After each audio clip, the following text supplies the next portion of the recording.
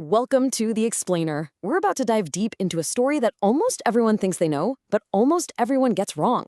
We're going straight to the source, to Mary Shelley's original text, to really unpack the true tragedy of Frankenstein. Okay, so right off the bat, let's just tackle the single biggest mistake people make because it changes everything. When you hear the name Frankenstein, you probably picture a big, green guy with bolts in his neck, right? That image has been burned into our brains for 200 years, but it's wrong. And that one simple mistake is where the real story, the real tragedy, gets completely lost. See, Frankenstein, that's the scientist, the brilliant, ambitious Dr. Victor Frankenstein. And the being he brings to life, well, that's the thing. In the entire book, he's never once given a name. He's just called the creature, or the wretch, or the fiend. And you might be wondering, so what? Why does that matter? Well, it's everything. The whole story hinges on understanding the man who had the genius to create life, and then the cowardice to abandon it in a single moment of terror. So let's get into it. A creator's unholy ambition. This story doesn't begin with a monster lurking in the shadows. It begins with a man, a brilliant, totally obsessed, and you could even say dangerously ambitious young student named Victor Frankenstein. And his goal? Oh, it was a big one.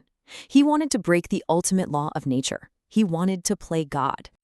It all kicks off at university when he attends this one lecture on modern chemistry, and something just snaps into place for him. But we're not talking about a healthy dose of inspiration. He becomes completely consumed. It's like a wildfire in his mind.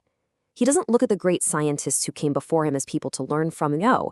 To him, they're just rungs on a ladder he plans to climb to achieve his own much greater glory. He's not just trying to discover something new, he wants to literally conquer death itself.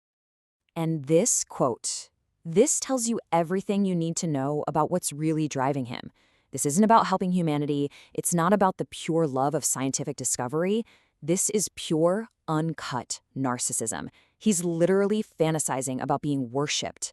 He's picturing a whole new species of beings who will owe their very existence to him and bless him as their creator.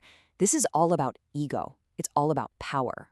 But if you're going to play God, you've got to get your hands dirty. And I mean really dirty. Just look at this list of his methods. He's spending his nights prowling through graveyards and bone houses. The book says he dabbled among the damps of the grave and collected his materials with profane fingers. He's losing his own humanity in the filth and muck of this project. He even admits that his own stomach churned at the work, but his ambition was like a fever he just couldn't shake. So, after all that obsession, all that gruesome, unholy work, we come to the fateful night, the moment of truth. After months of feverish labor, Victor is finally ready. This is supposed to be it, right? His crowning achievement, the moment of triumph. But what happens when the very dream you've sacrificed your soul for turns into a living, breathing nightmare? And this slide just lays out the horrifying whiplash perfectly. On the one hand, you have the expectation. Victor had literally handpicked every feature to be beautiful. Lustrous black hair, pearly white teeth. But then you get the reality. The second that life flickers in its eyes, his reaction is, beautiful, great God. The yellow skin is stretched so thin you can see the muscles and arteries pulsing underneath. The watery eyes, the shriveled skin. It's not a masterpiece. It's a grotesque mockery of a human being. It is so hideous that Victor himself can't stand to look at it. And this right here, this is the pivot point for the entire novel. Forget those old movies where the scientist screams, "It's alive!" with a mad cackle. There is zero pride here. No moment of scientific awe. The instant his creation takes its first breath, the beauty of the dream just evaporates. And all that's left, in his own words, is breathless horror and disgust.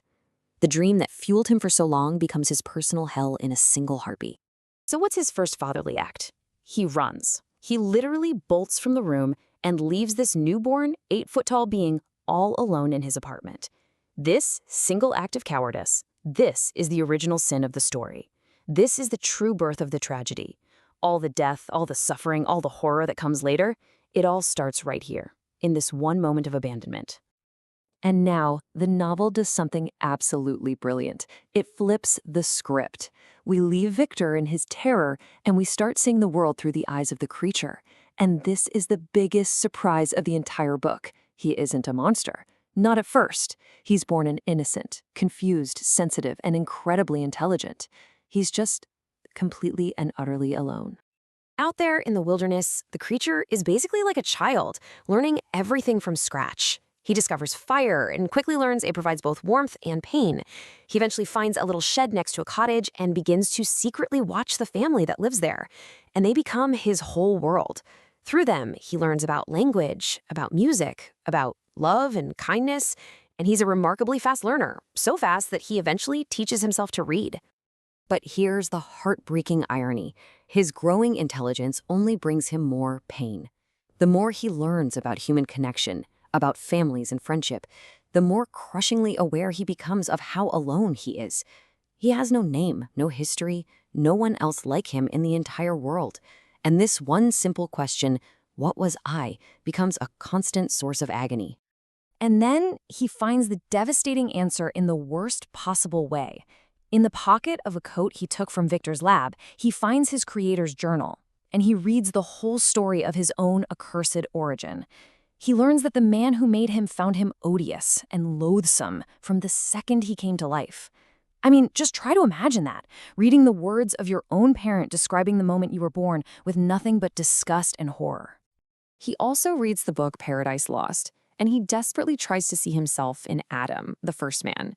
But as you can see, the comparison only deepens his misery.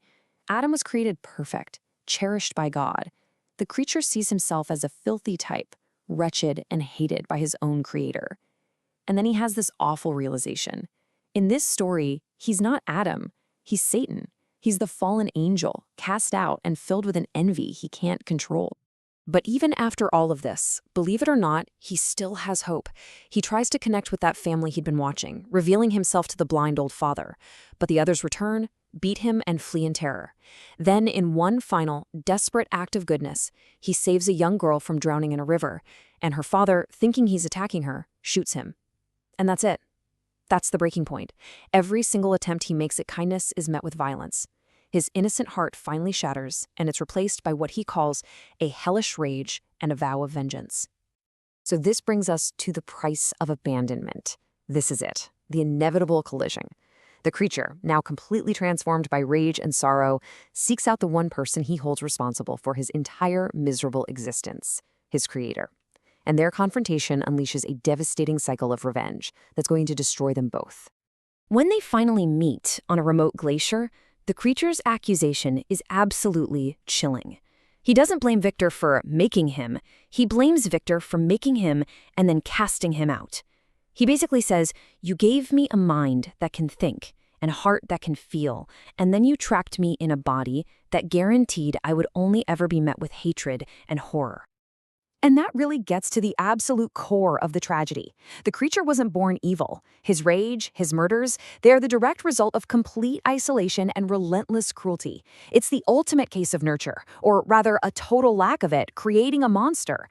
His monstrosity wasn't stitched together on a lab table. It was forged by the prejudice of the world and the criminal neglect of his creator. So this leaves us with the central, haunting question that Mary Shelley wanted us to ask. Who is the true monster here? Is it the creature, the one who was born innocent but was twisted and warped into a killer by a world that refused to show him even a shred of kindness?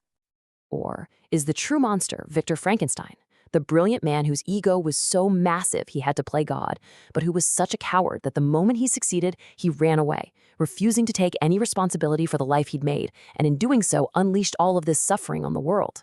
That's the question at the heart of this masterpiece, a question about ambition, responsibility, and what it truly means to be human. And it's a question that is just as powerful and just as relevant today as it was 2 centuries ago.